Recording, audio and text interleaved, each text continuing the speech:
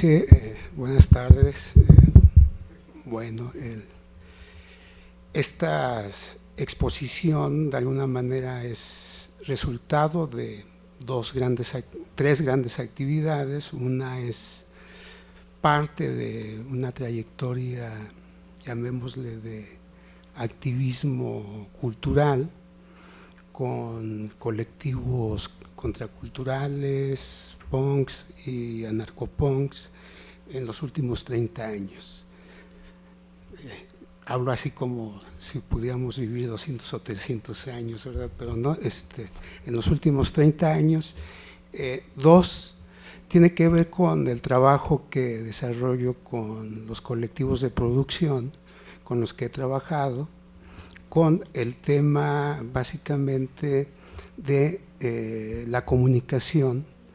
de información y de ideas de algunos grupos ligados a los movimientos sociales, y tres tiene que ver con una reflexión teórica y una reconstrucción histórico-social que acabo de realizar a partir de mi tesis doctoral sobre la constitución de los colectivos anarquistas en México. Bueno, esos son, digamos, es la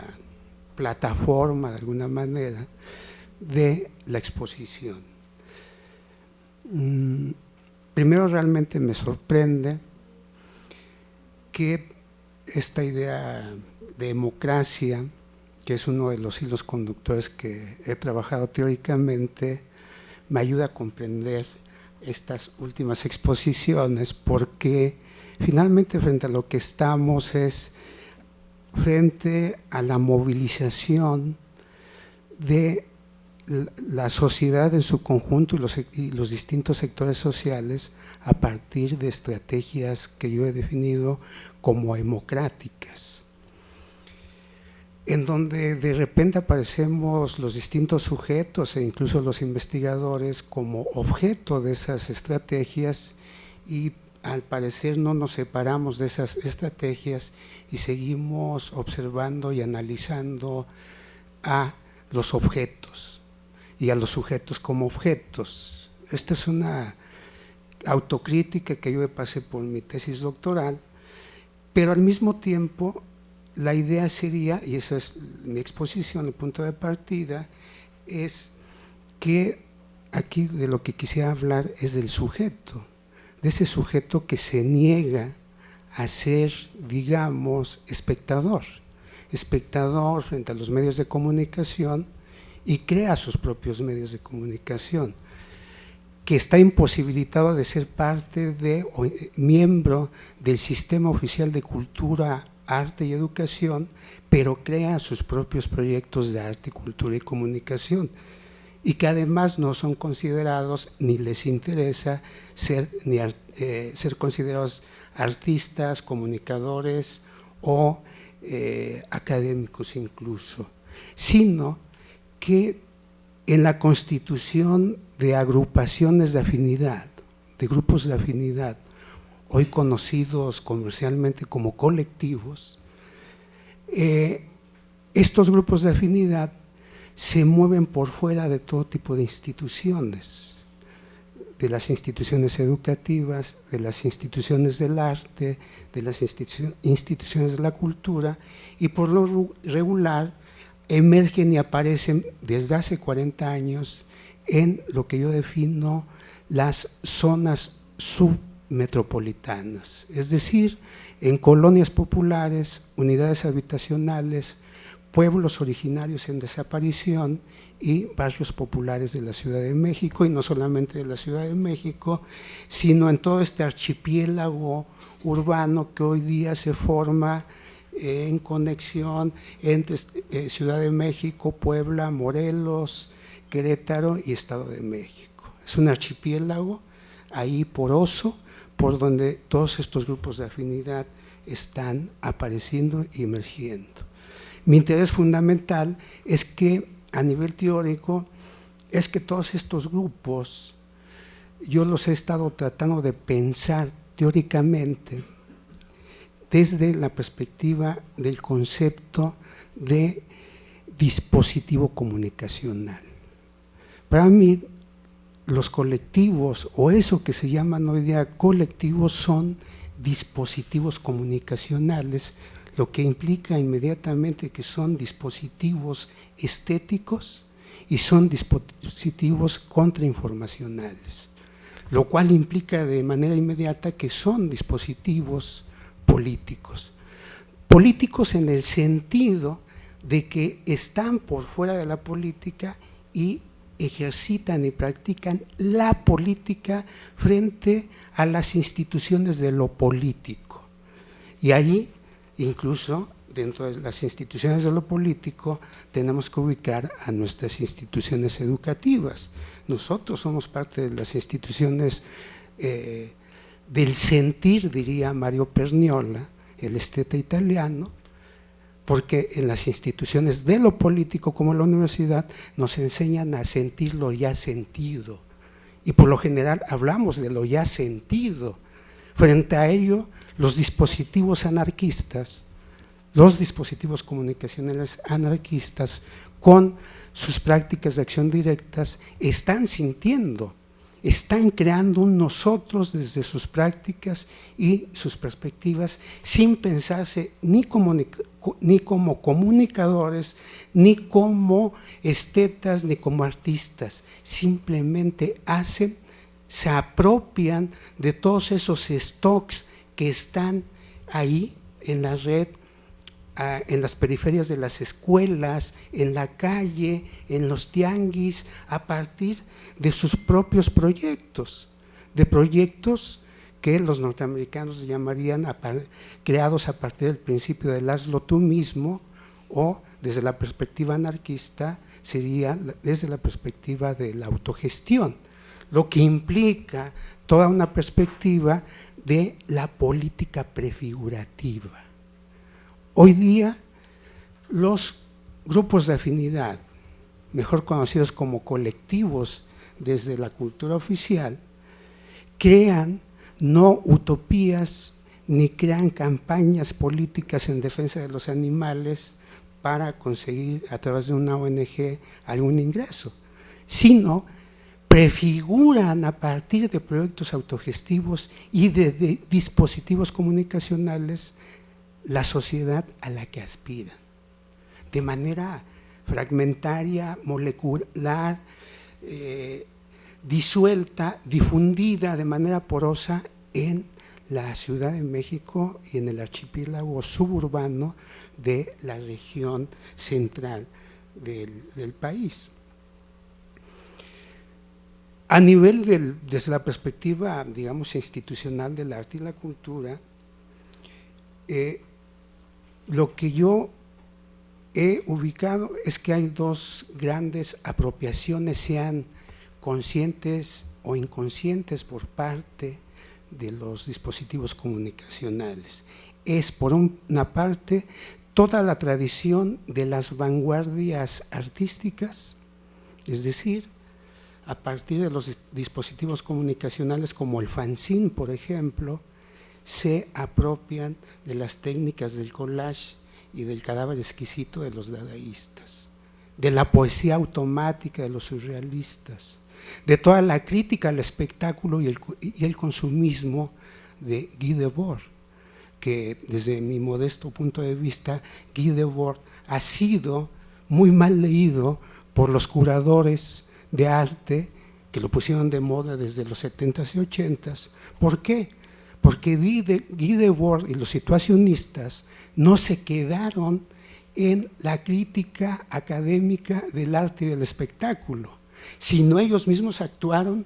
como antiartistas a partir de producir cine anti-hollywoodense y anti-autor. También crearon el de Turman, que es la intervención de los cómics, entre otras cosas, para cambiarle el sentido a los cómics que leían las masas. Tampoco olviden la gran intervención que tuvieron con sus manifiestos y su práctica en el mayo del 68 en Francia. Ese es un hilo conductor que ha seguido hasta hoy día,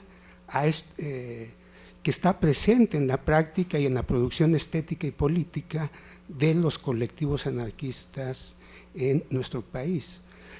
Hay otra,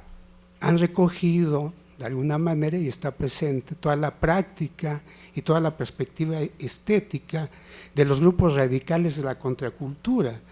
No me refiero a Javi Hoffman y todos estos estrellas del ácido y del rock y de la contracultura, sino a grupos como King Mob, un colectivo anarquista post-situacionista de la década de los 60 en Inglaterra, o los Motherfuckers de Nueva York, o todos estos, o el grupo Caos en la Ciudad de México en el 68, un grupo que no es realmente conocido ni siquiera en el ámbito de la izquierda en nuestro país, o la revista Caos de finales de la década del 70, animada por Ricardo Mestre, el exiliado español de la Revolución Española, la Guerra Civil Española. Ha habido toda una experiencia que tiene una síntesis en los 80s, cuando emergen los primeros colectivos modernos, los colectivos anarquistas por una parte y por otra parte los colectivos punks de la Ciudad de México. A finales de los 80s, estas dos corrientes submetropolitanas, que tampoco tienen nada que ver con la izquierda institucional del país, se conjuntan y crean una gran proliferación de fanzines, proyectos, casas, talleres, eventos que va a dar origen al movimiento anarcopunk en la Ciudad de México y a lo largo casi de todo el país, que viene desarrollándose paralelamente al movimiento indígena del EZLN a principios de los 90. De alguna manera, el movimiento se mundializa y hoy lo pueden leer a nivel mundial bajo la perspectiva de las grandes acciones de lo que se conoce comercialmente también como el Black Bloc, o lo que hoy en México, en la Ciudad de México, se actúa como la coordinadora de las sombras. Bueno, entonces esto es un poco una presentación de del término de mi ponencia, que sería un video de 4 minutos, en donde lo que hacemos mi colectivo y yo es lo siguiente: es retomar la práctica del cutting, la práctica de Turkmen, la práctica del collage, la práctica de la intervención de imágenes de los fanzines, de la estética de los fanzines, para hacer una primera propuesta de videocine, que sería, digamos, trasladar la estética del fanzine a la estética del video digital y también distribuirlo por la red. Es un poco la idea de este trabajo. Entonces, el trabajo mismo toca una serie de temas que son fundamentales para los colectivos anarquistas y anarcopunks. Son los temas de la ecología, la guerra, el cuidado de los animales, los proyectos autogestivos y la crítica al Estado y las relaciones de dominación en la vida cotidiana. Un poco la convocatoria es verlo como una especie de diálogo, no tanto como un producto en el cual se le pide al espectador que lo lea y desde su propio cuadro conceptual, estético, político, cultural, sino más bien verlo como una especie de esponja porosa por donde tiene múltiples entradas y salidas a nivel de la lectura y al nivel de cómo sentirlo o cómo escucharlo, cómo verlo. Hay muchas citas, digamos, entre líneas, tanto de autores como de los propios fanzines, que a lo mejor es un mundo desconocido para algunos de ustedes, pero la idea es plantear como esta especie de diálogo. Entonces, para verlo más, porque lo hacen no artistas, lo hacen grupos, individuos que tienen una perspectiva más desde el punto de vista de la vida y de su propia condición, pero asumidos como sujetos. No se asumen ni como víctimas, ni como objeto de estudio, ni como objetos de alguna disciplina, tanto de las artes como de las ciencias sociales. Es un poco el planteamiento, cómo se puede plantear incluso bajo la perspectiva de Rancière. O sea, este flujo del disenso frente a la percepción y el sentir organizado, y cómo hay flujos de pronto que asumen desde su perspectiva una crítica sin decirlo directamente contra estas formas de enmarcar la creación. El concepto que yo propongo para esto es la noción de creativismo. Todo dispositivo comunicacional anarquista o anarcopunk practican el creativismo. Entonces, yo he sido muy dado en proponer neologismos, suburpunk, desmadernos, submetrópoli, bueno, o nombres poco agraciados como la bestia, pero que a lo mejor tienen más sentido con el personaje que habla, ¿no? No me niego a la hiperrealidad real. Entonces, ahí viene la bestia, ¿no? Entonces, esa sería la idea.